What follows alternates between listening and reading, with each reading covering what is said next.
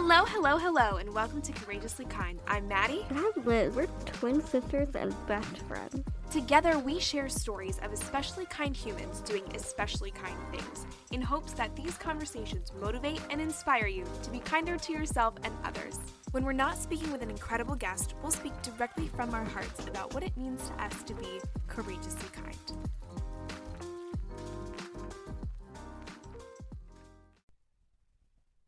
This week, our guest is the lovely Miss Lucy, who is the founder and owner and director of Lil's Parlour.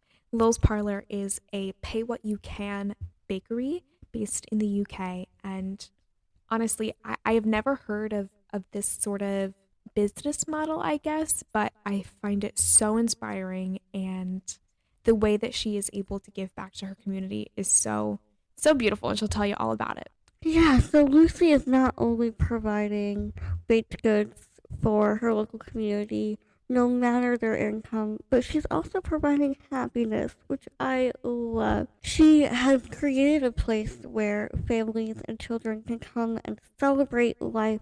She's also created a space where very generous donors can pay it forward for the next person, totally anonymously. It's really incredible what she's doing, and we are so excited for you to hear her story.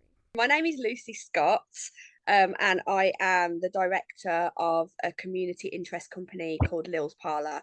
For anybody that's listening internationally, a community interest company is essentially what is a not-for-profit, I think, in the US and maybe some other places, also known as a social enterprise. So how I go about running my business, because it is still classed as a business, we do still have to pay taxes on any surpluses, but essentially we make a legal pledge that all our profits go back into community causes.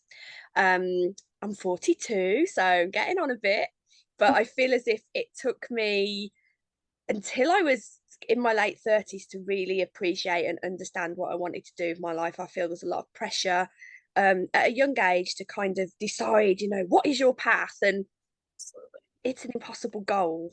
So in my past, I was a teacher, and I taught young people between the ages of about 14 and 30 who had moderate to severe learning difficulties. And then before that, I actually went to university and studied history, which was a great hobby. I can't say the debt has actually helped me. What I do with Lil's Parlour is kind of all encompassing, and it has almost become my identity now, which is something that I've got to work on, because I don't know if that's a good thing or a bad thing. But I live with my husband. We were unable to have any children, so it's just me and Matt, and we just try and live a basic kind life where we consider our actions towards other people, and we enjoy supporting other independent businesses. We enjoy traveling. We're very much in our own little bubble, but that's just a safe place for me. As a human, I'm registered as disabled. I have a couple of conditions, so fibromyalgia. I always roll my eyes when I say fibromyalgia, because that's essentially what doctors do too. I have ADHD that wasn't diagnosed until I was in my late 30s, and before that I was classed as being anxious and depressed and all those other things they like to kind of label you with from an early age, but now they kind of know what it is. So yeah, but I just crack on and carry on living my life the best I can. Tell us about Lil's Parlour. How did you get started? Have you always been a baker? Has this been a dream of yours? Tell us. So I've always been obsessive about food. There's a family story that goes around that, when mothers have babies, they say things like, oh, don't give them this food until that age. But I was eating sandwiches at like 6 months old and obsessive about crisps. You guys call them chips. And I've just always been very focused on food. So any experience in my life going right back into my childhood, if anyone asks me about it, I can say, oh yeah, is that the day we had that roast beef? So that's how I kind of remember things. So I've just always done a lot of eating, and I didn't realize it at the time, but I was seriously hyper focused on food. And what we call here celebrity chefs. You guys have them too. So I was spending way too much of my life hyper focusing on watching the TV about people cooking and eating, and Yeah.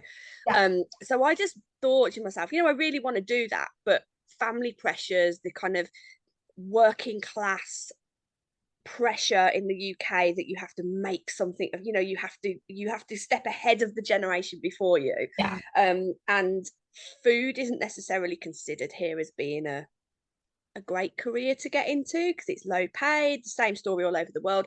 So I went and did the academic thing, and while I was teaching, I needed a mental health break. I needed something because the kids that I was working with, there was a lot of stuff going on, and I used to have to come home and just decompress. And the way that I did that was through baking and making food. Started taking things into the office, and it's the story really that things start as a tiny seed and kind of grow into a tree, and that's what's happened with Lil's Parlour. Starting working full time, then I went to part-time hours and started supplying cafes and various places with my food. Then I got a little commercial kitchen, then it grew into a shop. But the CIC, the Community Interest Company, has came into play in the last 12 months.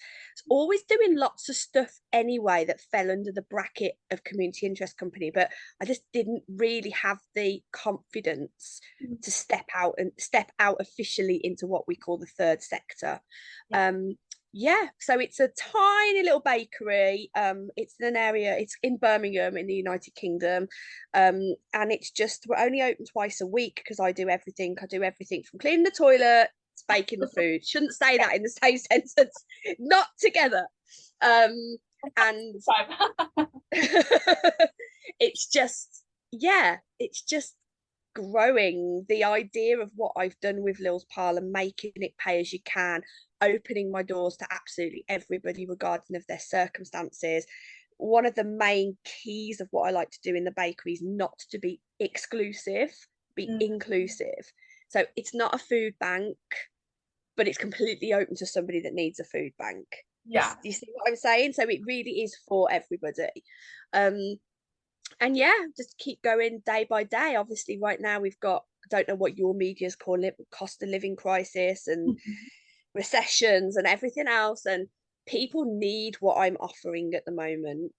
And while there's blood in my veins, I will keep doing it. However, it's actually impacting on me because it's gloomy, but doing what I'm doing with Lil's Parlour gets me out of bed in the morning because I know that I'm directly or indirectly helping another human being every day, and that to me is worth getting out of bed for.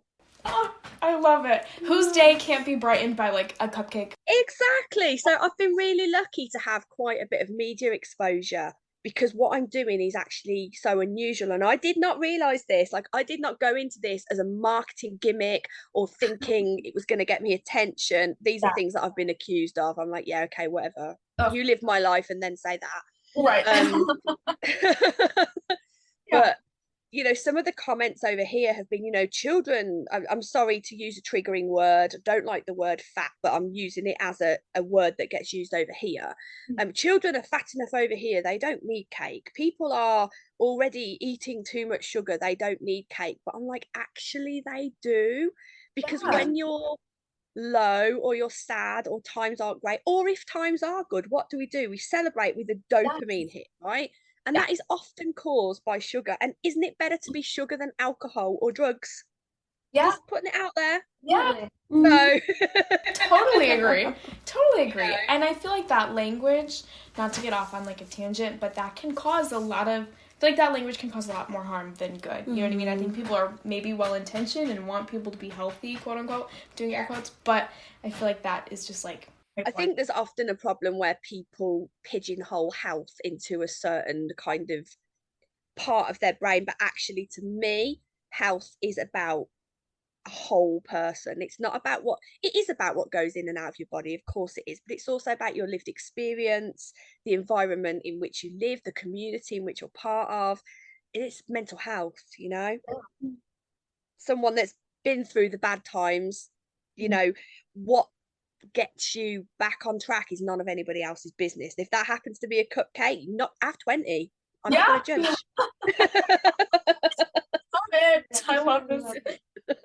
love your system of like pay what you can because like I feel like when we talk about giving to the community, we might only focus on like bare necessities, and sometimes baked goods aren't seen as a necessity, but I really think that they are because Yeah. like you were saying, they can make people so happy. So how did the pay as you can system come to be?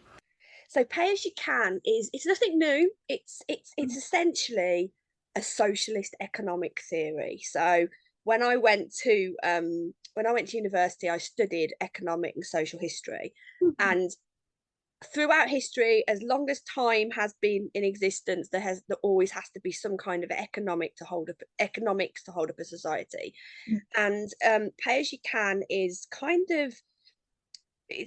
of Marxist in its ways, but it's basically saying provide for everybody. A community can provide for everybody. So what I've created is essentially a microeconomy. So the way the pay as you can works is exactly that. Anybody can come in. There is a recommended price because some people have said they feel shy or embarrassed and they want a guideline. So that actually initially wasn't there. So I've learned a lot of lessons, throughout this process. So people can come in, they order what they want, just like they would in a normal bakery. We hand them a little app. If they want to pay cash, they can, but most people these days use cards of some description.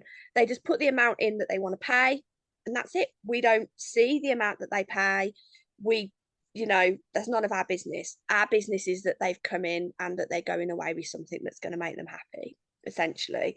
So yeah, it relies on people coming in and paying a little bit more, and it relies on people that come in and pay the recommended amount, but it also relies on the people that can't make that purchase because they're all together creating this microeconomy within the space in the bakery. And it's really special how it's come together.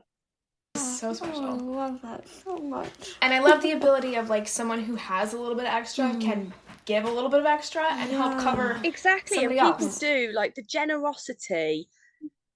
I mean, as human beings, we judge, right? Somebody might walk in, and even me, who is like, I really try never to judge.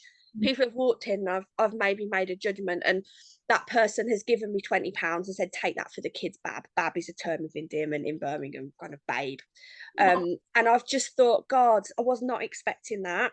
Yeah. And a lot of the people that come in and are incredibly generous are randomly older men, and I think that's because they've maybe come from a position where they've had to provide from a family, and they remember what it's like for maybe not to have things. Yeah. And we do have some, absolutely, and because it is a safe space, people often tell kind of, not, they don't realize they're telling the story, but they are telling me their story. And they are, everybody that comes in has got a different story. The reasons why they want to support. Somebody could come in and they could get out of a Maserati outside, and you could judge they're obviously a millionaire, but you don't know how they were brought up. You don't know what their childhood was like. Yeah. So, it's amazing what I've managed to achieve, even though my self-esteem is usually like rubbish. Yeah. Yeah, That is yeah. so Incredible. amazing. I love that. I love it. I feel like, yeah, it's the people that make it so special. So beautiful. Yeah. Okay, so a couple weeks ago, you did this really cool thing where you had a free community grotto with Santa Claus. Tell us a little bit about that. What was it? How did you pull it off? How did it go? Yeah, so unwillingly, not unwittingly, unwittingly, my shop has become a place where children just love to come.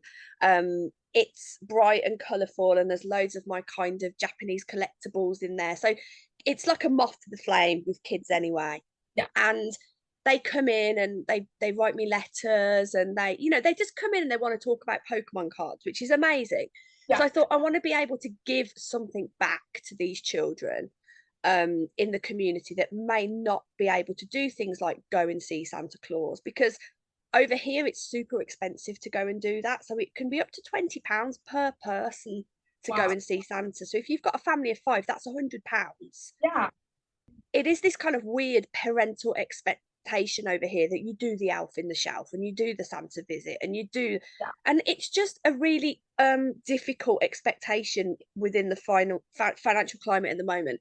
So I thought, right, I'm going to do a grotto. I didn't even really think about it. I didn't have a clue what I was doing, and I had to audition Santas. Like, I was like, how do I even audition a Santa? But I managed to find, I mean, obviously it was the Santa Claus, right? Right. But the Santa Claus that came was an absolutely incredible human that does a lot of his own charity work in the place where he lives, and he did it pay as you can for us, Oh. as long as we just raise some money for his charity, which is Poland syndrome. Yeah, and it was just amazing. I didn't know if anybody was going to turn up or what was going to happen. We had hundreds of gifts.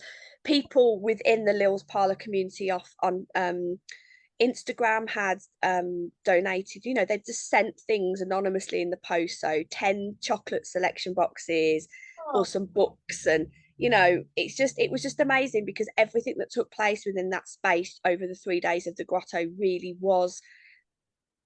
it really had come from the community in one way or another. And yeah, and then when it was over, I just thought, oh my God, how did I even pull that off? And then started planning one for Easter, for the Easter bunny. So it put me off. But just seeing the children's faces, and, nobody wants to admit that they're struggling. Nobody wants to say, the biggest thing for me is, as human beings, if something is free, we automatically don't value it. We can't help it. It's just the way our brains work.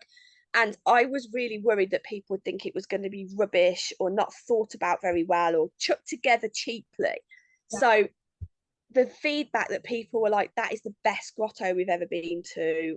And I couldn't have afforded to take the children this year. So you don't know what that's meant. People are still emailing me now, obviously, after the kind of Christmas come down and to thank me. So yeah, it was amazing. And we're going to do it again next year. And we're going to do an Easter Bunny one as well. So. Okay, can I ask you a really hard question? Okay. What is your favorite treat that you make? My favorite.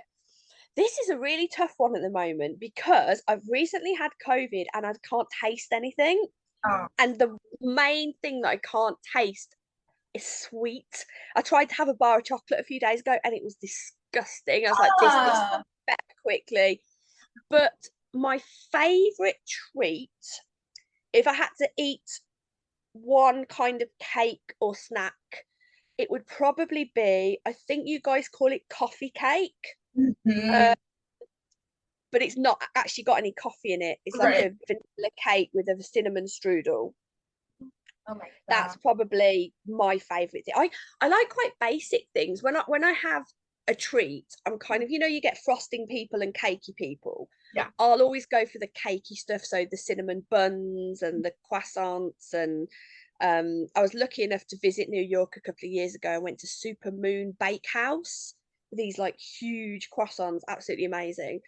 Yeah, so my favorite treat is essentially anything to do with bread. Love it. Absolutely love it. I said to Liz yesterday we should have coffee. I feel like Sunday's like a coffee cake day. Like 100%. Big old piece. Warm cinnamon. Oh my gosh. Making me hungry. Yeah, it's lovely. Tell us about the happiness van. What is the happiness van? What's going on with it? So it is. So where I'm based as basically in the middle of the United Kingdom. So when you live in Birmingham, everywhere is accessible within, I say within 7 hours to get to the Scottish Highlands, but that's a tiny little distance in America. Yeah. That's a day's work. Yeah, that's a trip. Yeah. And I wanted a way that I could, on a budget, essentially, because I'm always working to super tight budgets, to get more people to experience being able to pay as they can and do what I do. And I thought, well, I need a van, but because of my disability, I can't just get any old van. It has to be a certain type of van with certain sort of technical bits. And I found these Japanese vans There's like a bongo and an El Grand and an Alphard and these kind of Japanese import vans that were just perfect for what I needed. And my community, God bless them, helped me raise the money to get the happiness van. And she's ready to go. But as usual, red tape and laws and all the rest of it, street trading licenses, and every council in the UK has got a different rule. So at the moment, I'm just spending a lot of time trying to unravel the politics so I can actually like get it. To me, it seems simple. Put loads of treats in a van, turn up somewhere and go, come down, it's pay as you can. The reality of that isn't actually how it works. You have to book a space and you have to get a license, and it goes on and on and on. I've actually got a meeting about that tomorrow with my local council because it's £5,000 for a street license to trade here. Wow. Just in this city. I can't afford that. Yeah. So I'm having a meeting with them. I'm like, you wanna feed your constituents, help me out, Yeah. So yeah, that is the happiness van, and it is the happiest thing ever. Like I am, like, when I get in that van, every time I get in, I could just cry how much I love it because I'm obsessed with Japan anyway, and the fact it speaks to me in Japanese makes me tearful every time. And yeah, I had to go and see her last night. She's called Audrey, and that's my nan's name. So yeah, the plan is to get out. What I would love to do is almost get the map of the UK and be like, right, we're going to go from here, we're going to go all the way around, and we're going to promote the heck out of it.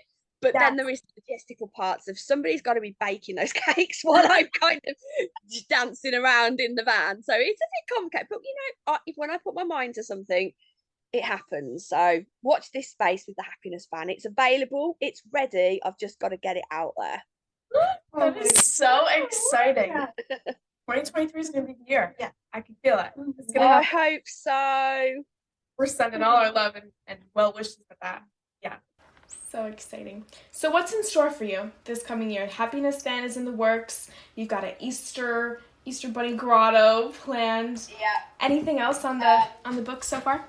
We've got a scheme called Holiday Activities Fund, and that is essentially there's a lot of children in the UK that aren't able to afford meals when they're at school.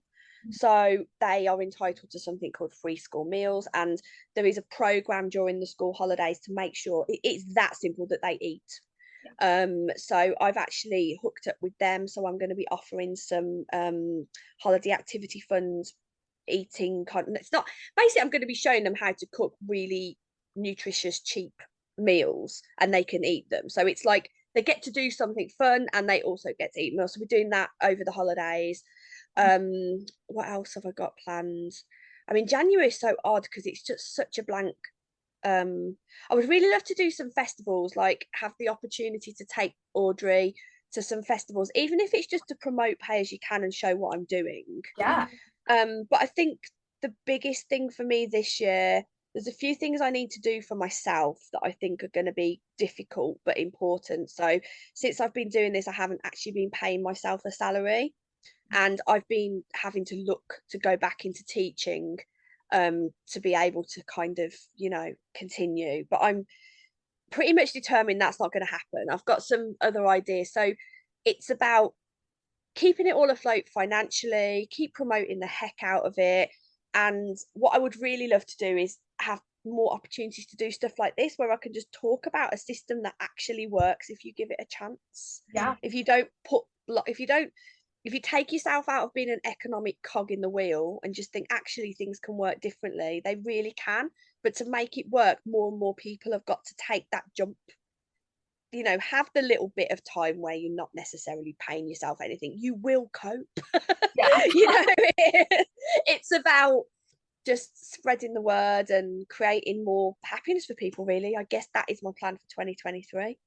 That's a good plan. Oh, We're right there with you. Plan. I love it. How can our listeners from all over the world support you and what you're doing? You can go on our website, which is www.lilsparlour.co.uk. Then I've also got Instagram, which is surprise, surprise, Lil's Parlour. Got TikTok, which has been a surprising hit for a woman of my age, which is again Lil's Parlour.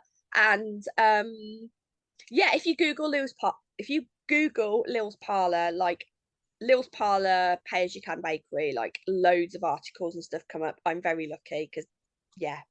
We just are so inspired by what you were doing, and you are making the world a better, sweeter place. So thank you so much for what you're doing. So much.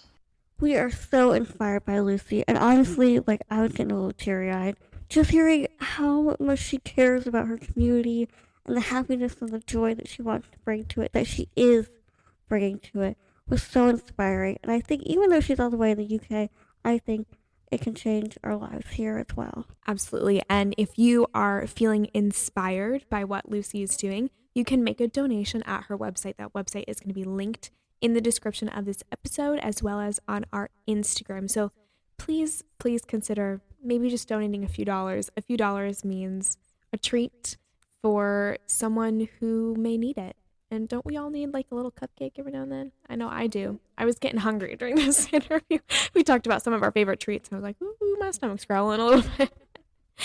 So yeah, definitely head over to her website. And, you know, if you want to just support the work that she's doing, a follow on social media can always help too.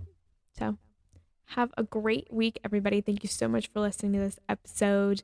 If you like this episode and you want to hear more, check out some of the other interviews we have done. And as always, much love to you all, and we hope you all have a great week.